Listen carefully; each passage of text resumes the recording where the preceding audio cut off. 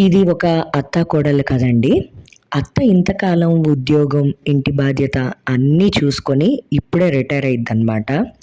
Retirement తీసుకునిద్ది ఆవిడ ఉద్యోగానికే కాదు, ఆవిడ చేసే పనులకు కూడా. కోడలికి ఒక చిన్న పని కూడా సహాయం చేయదు. అదేమంటే నేను రిటైర్ అయ్యాను అంటుంది. ఇంతకాలం పనిచేసింది, ఇప్పుడైనా కొంచెం సుఖపడదాం అనుకుంటుంది. అది అత్తగారి ఒపీనియన్. నేను ఇప్పుడు ఉద్యోగం చేస్తున్నాను కదా! ఇప్పుడు హెక్టిక్ అయిపోయింది ఉద్యోగము. బయట ఉద్యోగాలు అదంతా కూడా. కొంచెమన్నా నాకు సహాయం చేస్తే బావుంటుంది కదా! చిన్న పిల్లలున్నారు నాకు అనేది కోడలి ఒపీనియన్ అనమాట. ఇద్దరూ కరెక్ట్‌గానే ఉన్నారు కదా అని మీకు అనిపిస్తుంది కదా! కానీ ఈ కథ చివరి వరకు వినండి. లాస్ట్‌కొచ్చేసరికి వాళ్ళిద్దరిలో ఒకళ్ళే కరెక్టు అని మనకు అనిపిస్తదనమాట ఖచ్చితంగా.